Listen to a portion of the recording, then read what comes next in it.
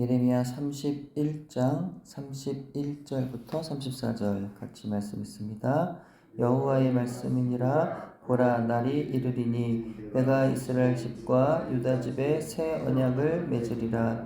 이 언약은 내가 그들의 조상들의 손을 잡고 애굽 땅에서 인도하여 내던 날에 맺은 것과 같지 아니할 것은, 내가 그들의 남편이 되었어도 그들이 내 언약을 깨뜨렸음이라. 여호와의 말씀이니라. 그러나 그날 후에 내가 이스라엘 집과 맺을 언약은 이러하니, 곧 내가 나의 법을 그들의 속에 두며 그들의 마음에 기록하여 나는 그들의 하나님이 되고 그들은 내 백성이 될 것이라. 여호와의 말씀이니라. 그들이 다시는 각기 이웃과 형제를 가르쳐 이르기를 너는 여호와를 알라 하지 아니하리니, 이는 작은 자로부터 큰 자까지 다 나를 알기 때문이라. 내가 그들의 악행을 사하고 다시는 그 죄를 기억하지 아니하리라. 여호와의 말씀이니라. 아멘. 예수님 시대에도 그러하였고, 바울 시대에도 그랬고, 사도들의 시대에도 그랬던 것처럼 오늘날에도 다른 복음을 전하는 사람들이 있습니다. 그들은 정통이라고 하는 교단들에 속한 교회들과는 달리 자기들이야말로 성경 전체를 체계적으로 잘 가르친다고 하면서 성도들을 미혹합니다. 특히 요즘은 인터넷과 유튜브를 통하여 온갖 이단들이 그럴듯한 말씀 해석과 상당히 퀄리티가 높은 영상들로 사람들의 눈과 귀를 현혹합니다. 그 가운데 하나가 바로 오늘 본문에 나오는 새 언약과 관련한 이단들의 가르침입니다. 특히 안산홍을 구원자, 하나님의 하나님, 재림 그리스도 등으로 부르면서 교주로 섬기고 있는 하나님의 교회는 예수님께서 마지막 만찬 때 제자들에게 명령하신 성찬을 통하여 하신 명령이 바로 유월절이라고 말합니다.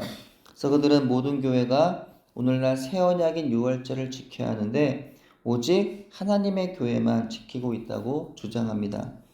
그들은 유월절을 지키지 않으면 구원을 받을 수 없다고 말합니다. 유월절이 사단에 의하여 사라지고 오늘날 구원과 상관이 없는 일요일이 지켜지고 있고, 성탄절이나 십자가는 성경에 없는데 교회들이 지키고 있다라고 그렇게 이야기들을 합니다. 하지만 이들의 주장이 잘못되었다는 것은 성경을 올바로 읽은 사람은 누구라도 알 수가 있습니다. 이미 초대교회 시대 유대인들이 구원의 조건이라고 하며 지켜야 한다고 말했던 안식일 규정, 유월절 절기 등은 사실 예수님 믿기 전 율법 아래에 있던 사람들에게 유익하던 것이었습니다. 하지만 때가 되어서 예수님께서 십자가에서 대속의 피를 흘리심으로 인하여 이루신 새 언약은 유대인들이 지키던 그 모든 율법으로부터 우리를 속량하여 주신 것입니다. 근데 이단들은 예수님이 이미 파하셨던 율법이나 절기들을 다시 불러오고 있는 것인데요. 이와 같이 다른 복음을 전하는 자들은 저주를 받을 것이다 라고 했어요. 저의 말이 아니라 바로 갈라디아서를 통해 성령의 인도함으로 전하고 있는 바울 사도의 말입니다. 미혹의 시대를 우리는 살아갑니다. 그럴듯한 성경 해석이나 가르침들에 귀를 기울이지 마시기를 부탁드립니다. 먼저 이 말씀 드리고요. 그럼 이어서 오늘 본문에 대한 말씀을 드리도록 하겠습니다. 성경에 보시면은 하나님과 하나님의 백성들의 언약을 맺는 장면들이 자주 등장합니다. 대표적으로 노아라든지 아브라함을 통해서 하나님께서 언약을 맺어 가시고, 또 특별히 모세를 통해서 또 이스라엘 백성과 언약을 맺는 장면들이 등장을 하죠. 그래서 하나님은 사람을 택하시고요. 그 택하신 사람과 언약을 맺으신다는 거예요.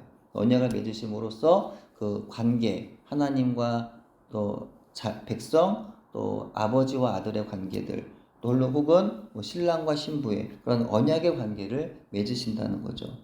그래서 일반적인 사람들이 맺는 언약은요, 보통 쌍방간의 합의에 의한 언약입니다. 나도 어떤 이익을 취하고 상대방도 이익을 취하면서 서로 간의 그런 어떤 정말 유익하기 위한 그런 계약을 맺는 거죠. 하지만 하나님이 맺으신 언약의 특징은요, 쌍방의 언약이 아니에요. 일방적인 언약입니다. 하나님이 자신 택하신 사람과 맺으시는 그 언약은 일방적인 언약입니다. 근데 그 일방적인 언약이라는 것이 절대적으로 하나님께 유리한 거냐? 그렇지 않아요. 사람에게 유리한 언약입니다.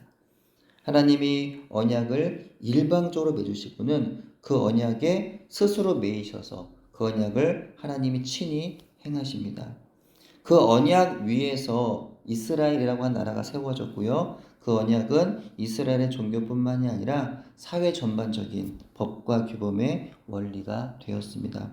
하지만 하나님은 예레미야를 통하여 이스라엘이 그 언약을 지키지 못했음을 분명히 언급하고 계시고요. 이제는 새 언약을 자기 백성과 맺을 것을 말씀하십니다.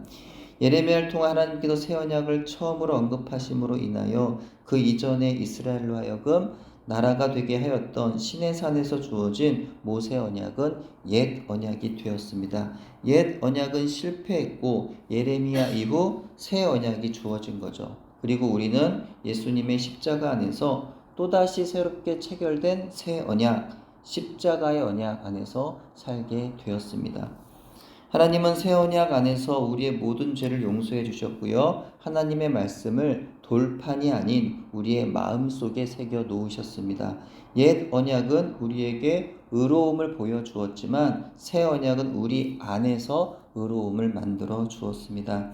하나님께서 이와 같이 우리의 마음속에 새겨 놓으신 말씀, 그분의 백성이 영원히 잊지 말아야 하는 것이기 때문에 마음에 새겨 놓아서 비가 오나 눈이 오나 바람이 부나 기쁠 때나 슬플 때나 즐거울 때나 화날 때나 힘들고 괴로울 때나 평안하고 여유로울 때나 언제 어디서나 어떤 상황과 처지에서도 반드시 기억해야만 하는 그 새 언약은 바로 33절의 말씀, 결론적으로 33절의 말씀이에요.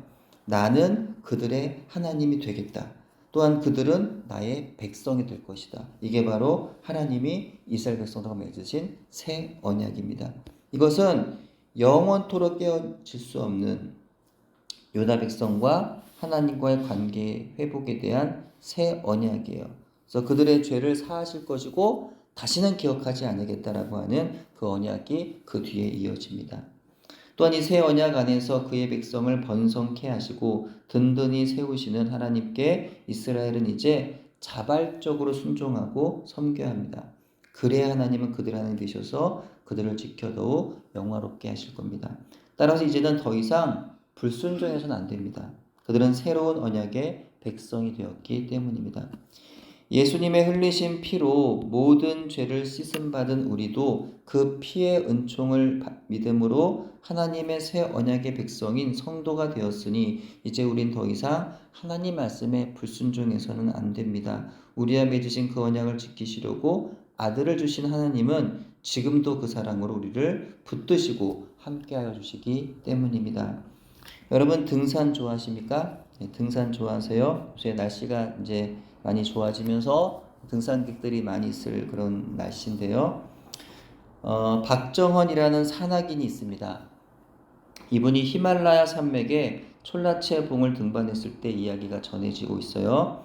어느 성공적인 등반을 마치고 내려오는 길이었습니다. 내 후배가 그만 발을 헛디뎌서 절벽에 매달리게 되었어요. 원래 이런 상황에서는요, 서로의 몸을 이어주는 그 자위를 잘라야 됩니다. 왜냐하면 그렇게 해야지만 둘 다 죽지 않기 때문이에요.